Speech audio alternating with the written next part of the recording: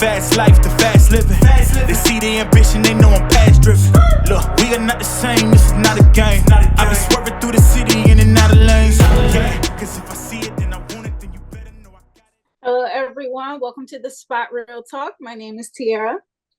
I'm Tiffany. And I'm Ron. And today we are back to discuss another episode of BMF. This was season 2, episode 6, titled Homecoming. But before we get started, make sure you guys click that subscribe button down there. Click it now. Also, like button. The like button is very important to help us reach a wider audience. So, hook us up, look out for us. We keep the good content flowing as long as you guys keep supporting and helping us spread the word. So, and we're good for it. So come on. Definitely good for it.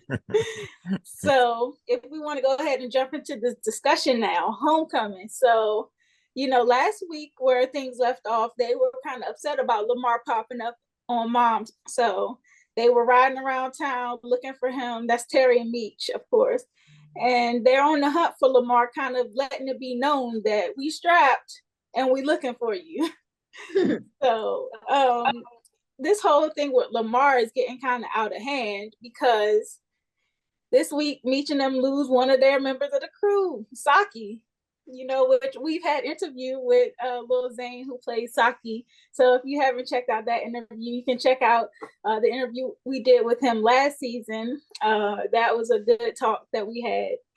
But it was sad to see him go this week. That shotgun blew him about 10 feet in the air. And he got 2 barrels of it. I mean, a second barrel. But rest in peace, Saki. Rest in peace. Yeah.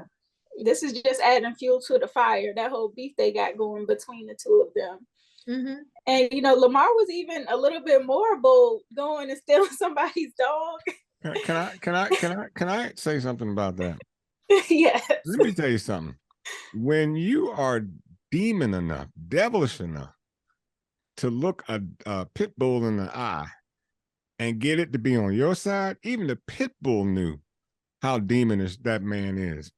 And if he ever went to hell, I'm gonna tell you, the devil himself would call God and say, "Look, I got one for redemption because he can't stay down here. He ain't gonna what did Mo say when he showed her? She was like, "That ain't no pet. That's a monster. A monster. That's a monster." Yeah, so he been trained to kill. I mean, and the way he bit the man too when he was fighting over. And the dog, and you think the dog would help his master. The dog just sitting there looking at the whole thing. Because he had been abused. He had been abused. That's why Lamar. I would never put my kneel down and come that close to a pit bull that I don't know. So you got to have some real demonism in you to know that you can overpower. The dog was even submissive with with Lamar. But that whole thing with the dog kind of gave us some color into Lamar's background.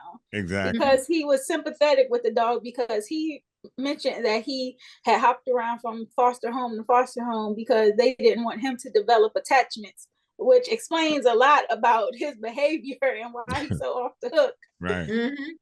So that was interesting too. He also punked cousin Alvin. I was like, dang, Alvin, you gonna let him apologize to the dog? Well, we said he was a demon. He's on demon time. So family can get it too. I guess so. When he came at Saki the way he did, he was clearly sending a message to Meech and the crew. Like, I know you out here in the street, but I'm coming in your own backyard. I mean, he was right outside their record store. Yeah. And it goes to show, like, it shouldn't have been that easy to get the drop on Saki. Right. That's true. And also the conversation that was going on inside the record store was the same question that I asked last week or 2 weeks ago.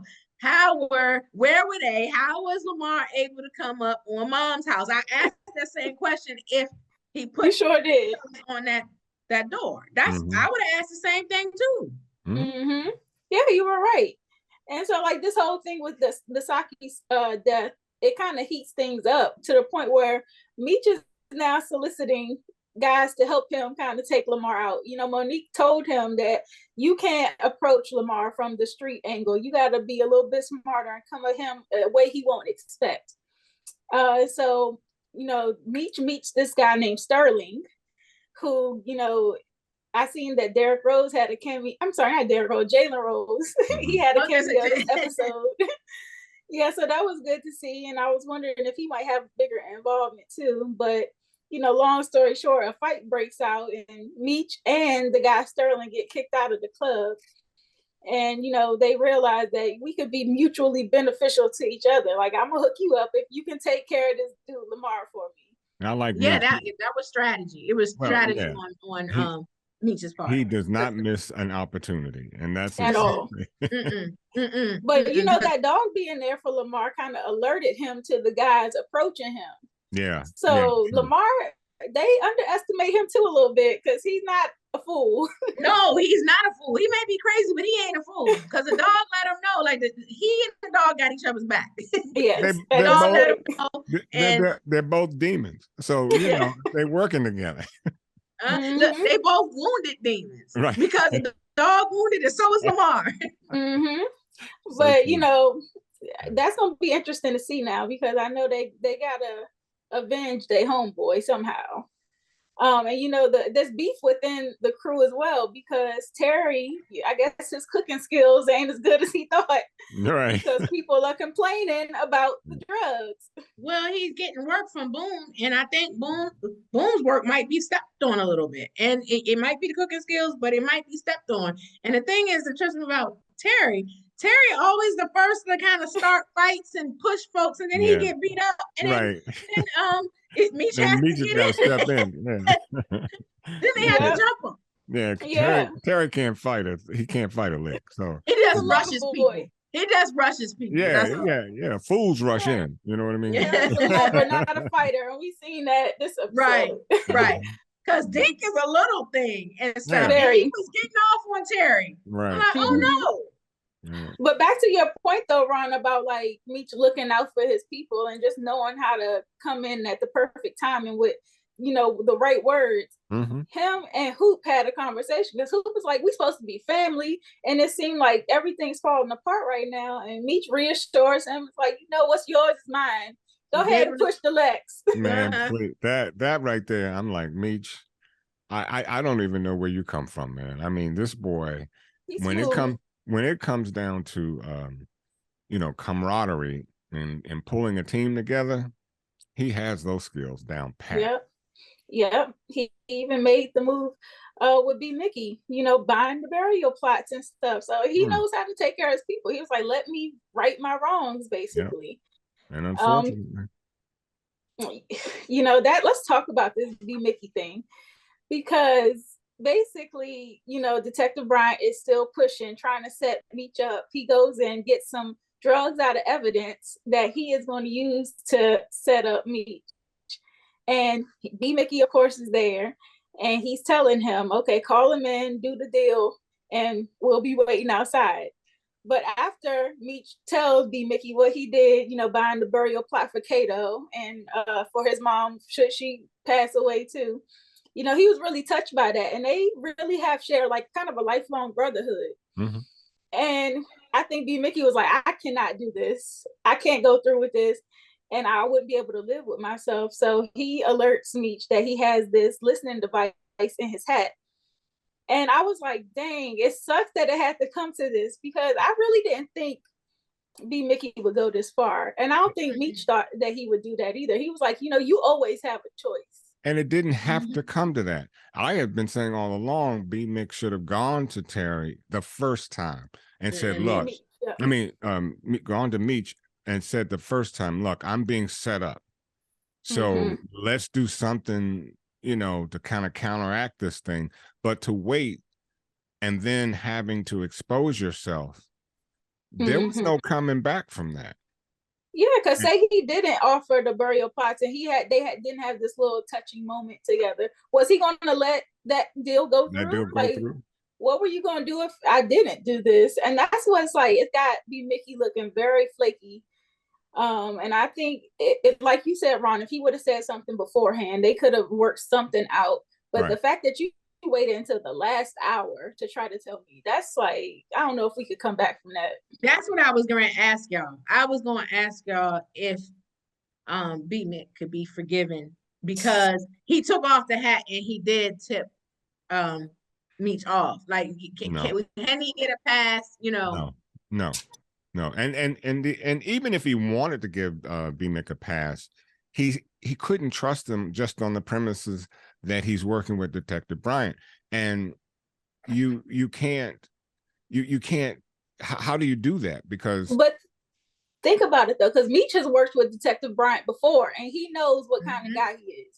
So you might empathize with him and be like, I know he probably put you in a tight spot. But Meech had a mutual kind of working relationship, if you will, with Detective Bryant because he was on the tape. So that's a little different than being a snitch.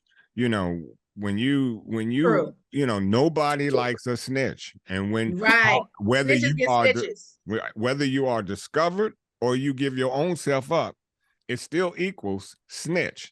So that's why I don't think you could ever forgive him for that, because remember that conversation that they had in the record store, Meech was just an inch off of telling everything about what his plans were.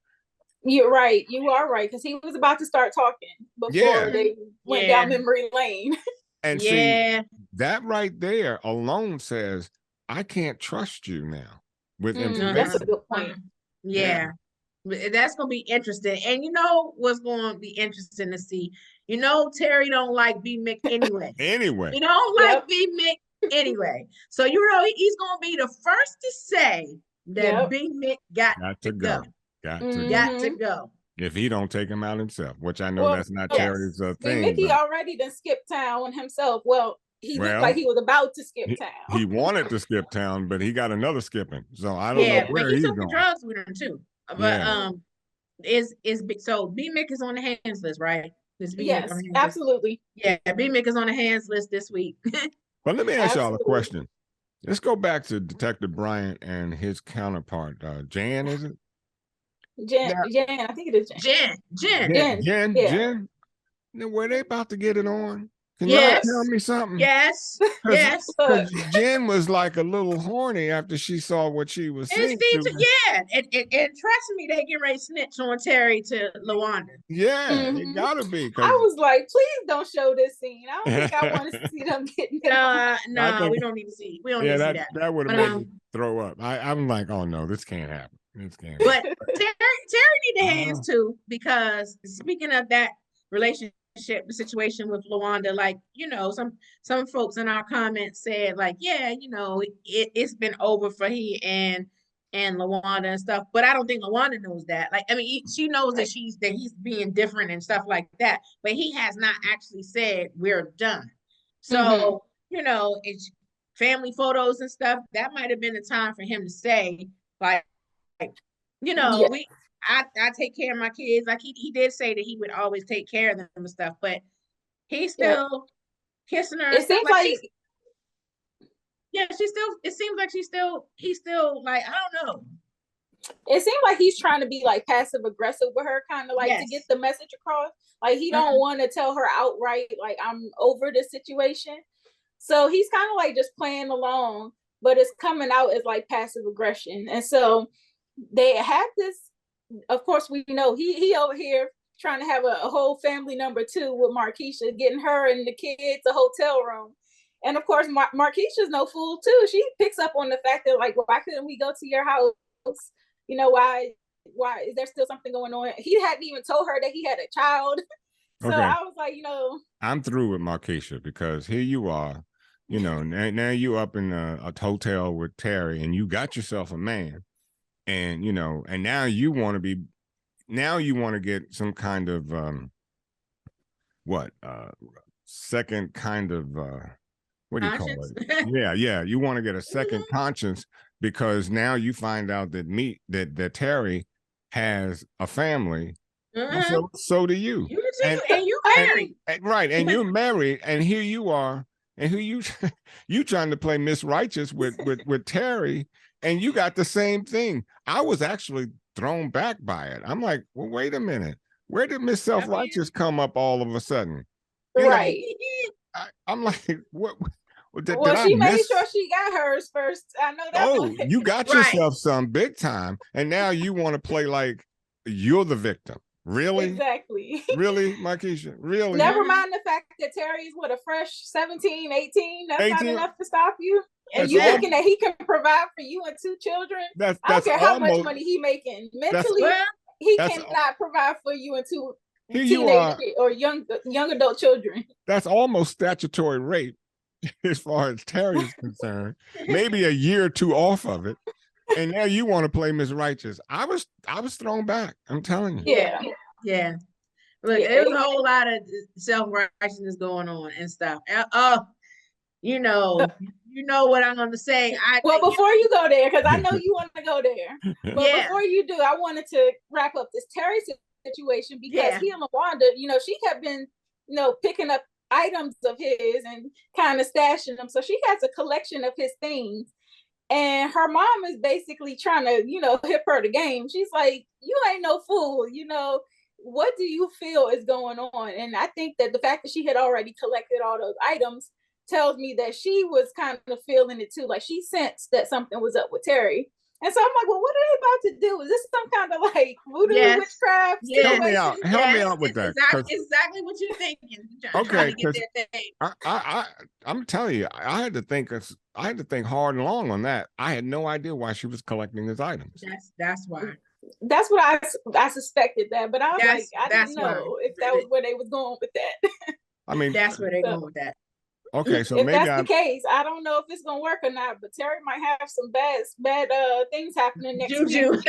Hey man, if they work that juju right, it's nothing you can do. Well, I mean, I think she's trying to get answers, and I think that's why she's trying to gather that stuff.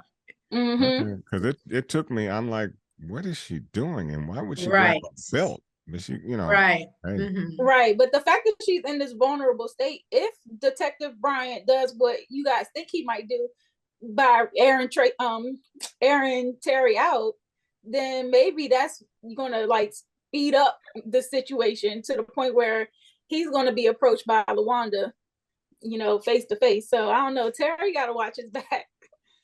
Yeah. And Meech said it too. Meech was like, okay, you messing with dude, boom, you're sleeping with his wife. Like you really asking for trouble. Yeah. Absolutely. That is true. Yeah, so I think we can give Terry the hands too. Yeah, Terry needs the hands too. Terry needs the hands. So does B Mick. And look, the apple don't fall too far from the tree. Because we still talk about this Charles and Lucille situation. So we know Terry dropped out of school this episode, which parents were rightfully upset, but Terry had his mind made up that he's done with school. So that was the start of things. But Charles is like, okay, we're not going to let this ruin the day. We're going to get dressed up. We can go to dinner. So they end up going out, and Lucille and he are talking, and she kind of reveals how she approached the sister at church and accused her of having an affair, and she was feeling all bad about it. Meanwhile, Charles on the other side of the table, looking guilty as heck. I'm sure he's in his emotions like, dang, why did I have to do that? I know he's probably feeling a lot of regret in this moment. But, he continues to play it off like, oh, I'm so dedicated to you. Da, da, da, da. Yeah, he told a half truth. Right. He told a half truth. He was like, I didn't sleep with sister. I didn't cheat with sister so-and-so, which is true. Right. He just cheated with Mabel. Exactly. Right. I call that distinction. Plausible deniability. See, and he was playing it up. Like he said, I didn't sleep with so-and-so, but in his mind, but I slept with so-and-so. So, he was able to kind of write it off. I thought everything was going to be cool. He takes his wife to dinner. And, he's saying the right things and all this. And when she brought that up, I'm like, is he, that first look he gave, I thought, is he actually going to tell her the truth? But then that quickly disappeared. And but, it wasn't even 5 minutes later. He back over at Mabel's house talking about he want to save his marriage. And then, she starts groping him and filling him up. And he can't even resist that. I'm like, I know Charles not about to go and dip again. Girl, And this is where I have to rant.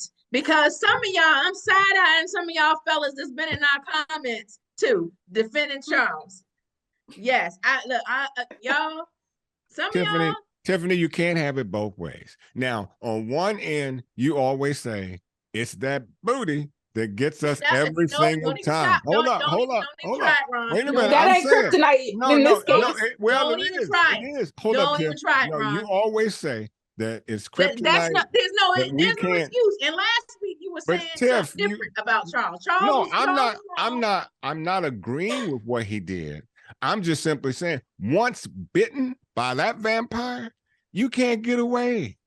Listen, and see, the first I thing, want to speak to the folks, the commenters that was blaming Miss Lucille. They were like, it was her fault. Oh, no, it's not her fault. It was her fault because she denied him and stuff like that. And I was like, now I understand when the comment that she made that he felt like she emasculated him when she said he didn't earn her respect or whatever. That wasn't cool what she did, but he didn't cheat it once. Now he didn't lean in the second week and stuff. And for folks to be in our comments, basically defending Charles, no. Charles had no business because he had a wife that was not only willing, trying to give him some, and he turned it down. So that's what I said. Now, where Charles made his mistake, because I'm gonna tell you, you know, I don't know how old Charles is theoretically in this episodes, but you know, he's still sowing his oats, and I guess. But my thing is, you got to stay away from that, because if you get caught up in it, you're done. He's already caught up in it. Well, that's what I'm saying. Even at the first attempt, when she said, "Can you come over and fix something?" No. Charles knew what that was. He wanted that. I know this. Fix stuff at home. No, so this is what I'm saying. Charles should have said to her, "You need to go call a mechanic, because I can't help you, because I already know what's going to happen." Knowing me, he should have said, especially if he felt like he wasn't getting none, because that's what some of the commenters were saying, that it was Lucille's fault because she wasn't giving him none. And I'm like, well, she tried when she had the nightgown, right? And stuff. You know, I mean, even if he cheated that once and he never did it again, I could probably try to excuse that. But not your next door neighbor, though. You don't. You know the old saying, if you pardon my expression, y'all, you don't shit where you eat. And I'm gonna tell you, you don't. If you next door, no, man. If you were 30 miles away, okay, maybe I can, okay. Well, listen to you. Look, and not y'all making love in front of the little angel on the nightstand. But you right next door. Because see, in my opinion, this woman, now that she got him a second time, she gonna find a way to that man's house right next door. Yeah. Because and you can tell she's the vindictive type. She will probably do something real vindictive towards Charles or to Lucille should he try to cut things off. She's a venomous snake. And you just got bit twice by the same snake. And Charles needs to get that same beat down that Meech and Terry gave Dink. Yeah, they need to get. He definitely should be on the hands list and stuff. Because y'all folks defending them, y'all can be on the hands list too. Right. Look, y'all can be on the hands list too. Look, my Eagles lost, they can get the smoke. Tiffany, I think that they were just expressing themselves in the sense of he being caught up as a man. Because you always say now, you always talk about the woman and her ability. Yeah. But listen, you really can't be two-faced about it, because if a woman does have that ability, listen. What's being two-faced about let me explain. If a woman has that power over a man, and you say all the time that they do, the moment that he is in a situation with that other woman that obviously is sexually pleasing to him, it doesn't take much for him to fall in that trap, because you all know what you're doing. Y'all know what you're doing and how to do it.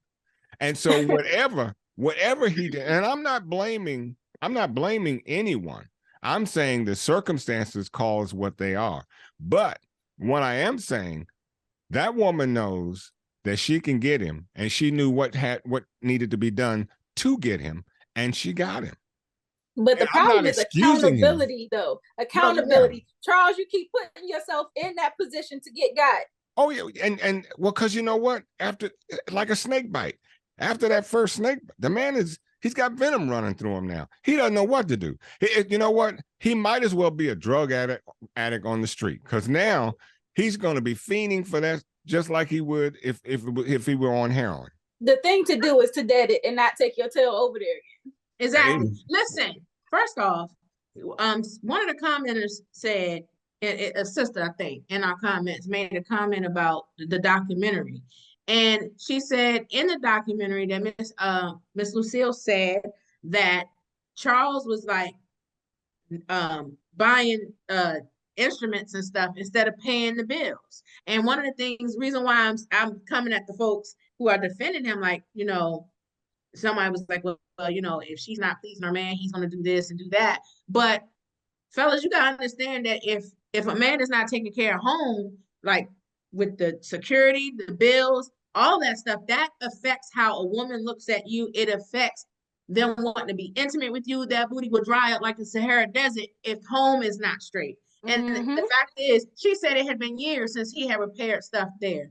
And, you know, and they were struggling with, you know, they were struggling with money and stuff. She working at Wendy's and everything.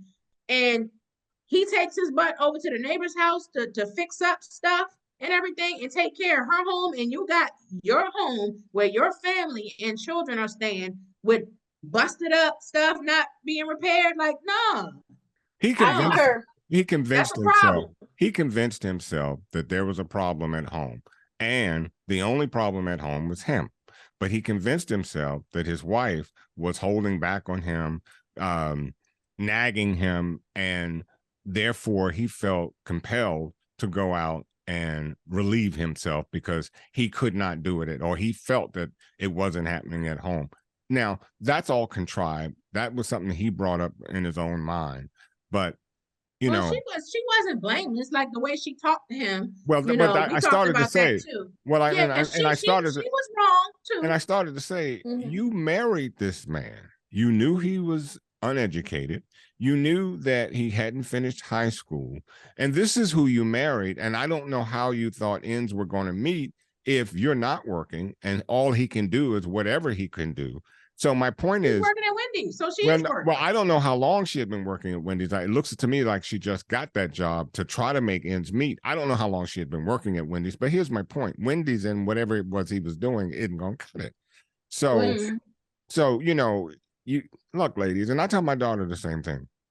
Not that I want you to go around dissing a brother because of his status in life, but you have to understand, you know, you have to understand where you are, where you want to be, and these things you have to think about before you say I do.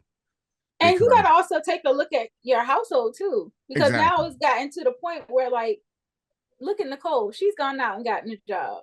And she's young and still in school, so she's not even focusing on her own schoolwork because she wants to have like money. You know, last season she complained about not being able to go on school trips and things like that. So now you got to look at the whole picture. Your son's out here selling drugs and doing things because they feel like they want a better lifestyle. Your wife is out here working at Wendy's because she wants to contribute to the household, or she feels she has to contribute to the household, and she should. And now want your daughter is doing the same thing. So it's like, you got to look at the whole totality of things. And I think Charles has been so distracted with things outside of his family that he's not seeing it. And we have to look at the nucleus, because when, as you said, when you look at every inch and every piece and you look at the nucleus of what's going on, it does. And Tiffany, you've even said it: finances, lack of sex, these things cause, it will make or break you. It will it'll break a relationship every single time. So I'm not giving him a pass, you know, but but at the same token, his wife has to understand, you know, it's not his fault that you all are where you are. And I should hope that you're not working because you have to. I'm hoping that you're doing it because you want to, so that you can contribute. They have to. I think she was doing it because they had to. And that's what brings all the negativity and the discourse in the house with her, because she's snapping at him because they don't have money, but come on. I mean, they are. I'll give him credit. He's trying with the entrepreneurial spirit. Yeah. But the fact that he still hasn't been focused on his family and doing the cheating really is the icing on the cake. It's like, I can't defend you now. No, I can't defend that. But I will give one of the commenters, Malik, made a really good comment about the fact that, you know, Charles is working at the factory in Detroit, and during that time the wages were pretty low and everything. So while he did have a steady job at the plant trying to support his family, and he's also, you know, trying to be an entrepreneur with the driving service, it was difficult to make ends meet. And I do respect the fact that he was trying to make an honest living, and they weren't trying to take, you know, the drug money either. So they were trying to be honest about it. So that both of them get kudos from me for that. Right. It's just the cheating. I mean, I don't fault Charles for nothing else but the cheating. But the cheating, right. That's where I gotta draw the line. And also the reason why we're coming down on Charles too is because he was so self-righteous with Meech, the boys. Yep. You know, about the selling drugs and stuff. And yeah, it's a sin, but adultery is a sin. Well, yeah. You know, you keep the same energy. And not even just once, but now you've gone back twice. So you've made it a habit. He leaned in.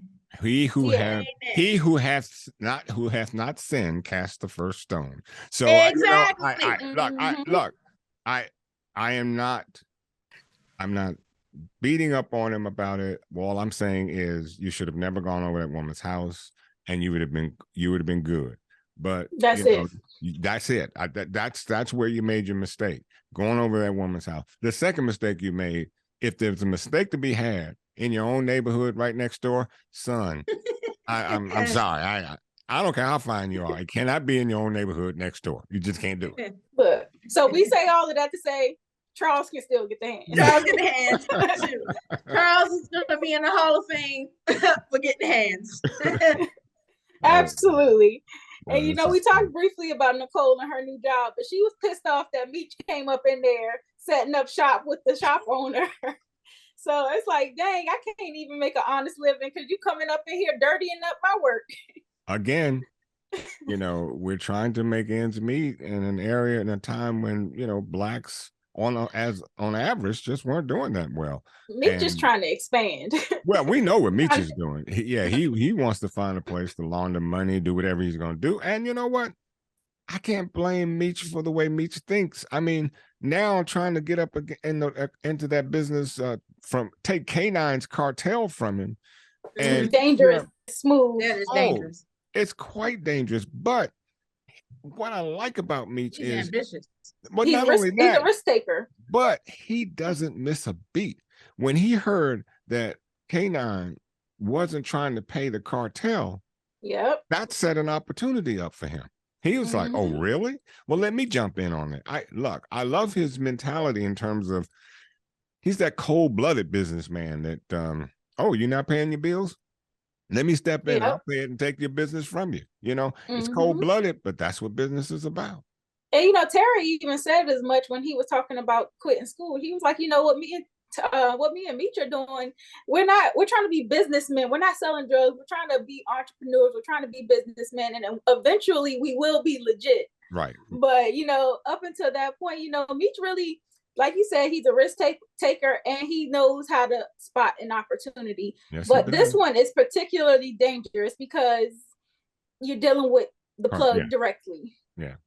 If something goes wrong, which they've been fumbling a lot lately, if anything goes wrong, it's like that's it. So you don't get no second chances with them. But which we about to see with K9, because I don't think K9 gonna be around for too much longer, owing them what, 10 million? 20 million. 20 million. Yeah. It was 20 mil. Yeah. I think he's gonna be out of here pretty soon. Yeah. Well, the thing is too is that, you know, once Meech and them decide that you're gonna work directly with the plug, there's always a chance that the plug will, then try to off K9. I mean, I know, you know, Meech is probably going to make a play to spare K9's life or whatever and stuff, but he, it's always that possibility that when you cut somebody out like that and they're no longer useful, I mean, they become expendable, then Kanon's life is on the line. The worst And thing you can do is not pay your bill. Oh yeah, and he was arrogant about it too. And very arrogant. That's the worst thing he can do. One of the things I wanted to say about the Nicole thing, I was like, poor Nicole, she probably thinking, I can't have nothing. You know, I thought I got me a little job, and then here comes Meech. Yeah. So I don't know. It's a lot going on this episode. And I'm really thinking that next week, it looks like it was about to be explosive. There's a lot of stuff going on next week too. Yeah. So, and I think Markeisha gonna be calling Terry back, talking about she need help with something. And I'm like, oh my God, you know, Terry Loverboy here gonna fall for it. Nose wide open.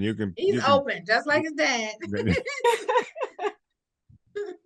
It's a fact. I mean, it is what it is. That is so true. You can drive a tractor trailer into this nose, but I don't know. It'll be interesting to see. First of all, I'd love to know what her problem is and why she's now, after that letter you left, and you know you want to be Miss Righteous, and you leave a letter at the hotel for him to read, and now you're calling him up because you need him. Come on, you know. Yeah. Or could it be like a setup too? Do you think Boone might have found out about the affair, and maybe he's forcing Markeisha to call and lure Terry over or something, especially after LaWanda doing her voodoo and whatever.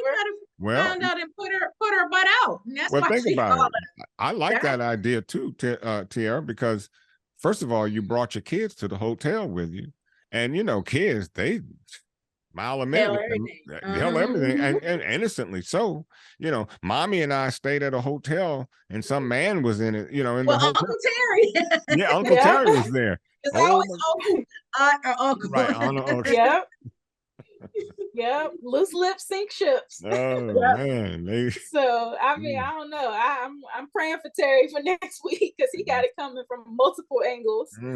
And you know, I just want to see what's gonna happen with B. Mickey. I'm thinking it was Detective Bryant that snatched him up, but who knows? It could have been Lamar. I think it's Detective Bryant too. In fact, my wife said the same thing, and while it very well could be, but I'm thinking, why would he do it when all he had to do was just go and arrest him? Because he literally took the drugs. He already been running them off the books. So but he ain't gonna. But my point is, you don't cover a dude's face, you know, unless you don't want to be discovered, and B, you don't want him to see where you're taking him. And for Detective Bryant, he's got the goods. You know, you took my stuff, and he has every right to arrest B. Mick. So he didn't have to, in my opinion. But he's running. That sting is off the book. He did that underhanded. The cops don't know. He has not officially registered B. Mick as a CI. He's running him off the books. So that's why he got Jen on the side. But he got Jen on the side now, because remember, he could get fired too, because he took those drugs without permission. He was doing that under the table. That's why he was arguing with the dude from evidence, because the dude from evidence gave him that information. He's not supposed to be doing what he's doing, and that's why he was trying to keep Jen out the loop. Okay, but why cover up B. Mick? Why? What would maybe be the for point? dramatic effect. Well, that's all it is. He's all it is. All it is would be dramatic, but it is. He's teaching him a lesson because B. Mick didn't follow through on the plan. Yeah, and he ran out with the drugs. Right. And I know he's going to threaten B. Mickey's mother now. So I don't know. This is kind of tough. It's a tough spot. So I'm holding out hope for B. Mickey that he can get it together, but it ain't looking good. No, it's not. Not looking good for his mother either. I guess she's gonna be put back in that old That's terrible. Yeah. And the fact that he would even think to do that, Detective Brian or whatever, is real. He's diabolical. That's real foul. Yeah, and he'd do it in a heartbeat. Yeah, he would. Either that or she gonna be in that plot that Meech bought a little earlier than expected. Yeah, exactly. So I don't know. And that would be devastating for B. Mickey. Yes. Yeah. So we'll have to hold out and see. Next week we got episode 7 coming up. So it's winding down. It's coming near to the end of the season. We got 3 more episodes left, so a lot can happen in those 3 episodes. I'm looking forward to it. Do you guys have anything else you want to add before we close out? I'm good. No. I was just gonna say, if there are any Godfather Harlem fans, they should watch our interview with Ilfanet Shadera and Antoinette Crowley Legacy, that Mamie and Elise from Godfather Harlem. Yes, they are phenomenal. That's another great show, drug dealing show, based on the true story as well. So check that one out. Yep. So, anything from you, Ron? No, I'm good. Okay. I started to say, I'm a super fan of those 2 young ladies, but I guess everybody would know that if you watch the interview. Yeah. and you already mentioned it, T, the interview with Lil Zane, aka Saki, because that was the same interview with Slick that died last season. And I guess, maybe BMF has, how Power used to have Power Heaven when the characters died. Yes. I guess BMF has BMF Heaven. So Slick and Saki are together. Yep, both of them in heaven there. And we also have that interview with Darnell Rollins, who plays Alvin, so you can check that one out too. Another BMF interview. Yeah. So you think there's a BMF heaven, huh? Apparently. I think there's a BMF hell, and well, you know who on the first ticket there. He's the conductor. Okay. Y'all are cracking me up. To all the viewers out there, please drop down in that comment section. Give us your thoughts on this episode. Also, make sure you give us your thoughts for the remainder of the season. We want to hear from you. We would also ask you to subscribe. Again, that will help our channel out. Like the video and also click the notification bell. All of those things help us grow and reach a wider audience. So hook us up.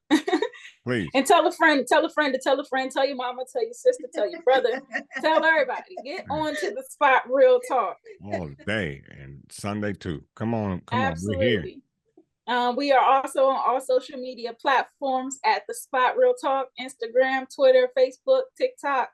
We got them all. So make sure you give us a follow there as well. And if you guys don't have anything else, I think we're going to call it a night.